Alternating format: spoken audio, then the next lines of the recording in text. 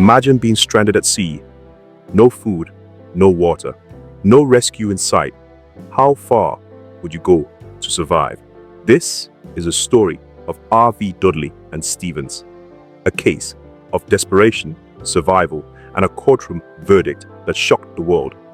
In May 1884, four men, Captain Tom Dudley, First Mate Edwin Stephens, sailor Edmund Brooks, and 17-year-old cabin boy Richard Parker, set sail aboard the yacht Mignonette. What began as a routine journey from England to Australia quickly turned into a nightmare. On July 5th, disaster struck. A violent storm sank the yacht in the South Atlantic Ocean. The four men escaped into a small lifeboat with almost no supplies, only 2 tins of turnips. For days they drifted under a burning sun. They ate the turnips, caught a turtle, and drank its blood.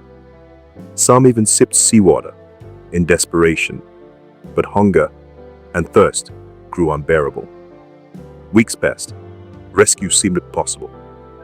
After 20 days adrift, Richard Parker lay weak and unconscious from drinking seawater. Captain Dudley and First Mate Stephens faced an unthinkable choice: die themselves or kill the boy to survive. Edmund Brooks refused to take part, but Dudley and Stephens decided they killed Richard Parker. For 4 days, they fed on his flesh and drank his blood. On the 24th day at sea, a passing ship rescued them. At first, the men told their story openly, believing their actions were justified. But once back in England, public outrage grew. They were arrested and charged with murder. The trial of Dudley and Stephens began in 1884. The question at the heart of the case was this: can necessity ever justify murder? The defense argued survival. The prosecution insisted taking an innocent life is never lawful.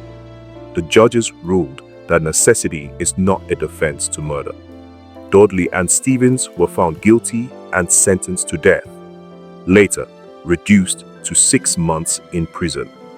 This case became a landmark in criminal law, defining the limits of necessity as a defense. V Dudley and Stephens remains one of the most famous legal cases in history.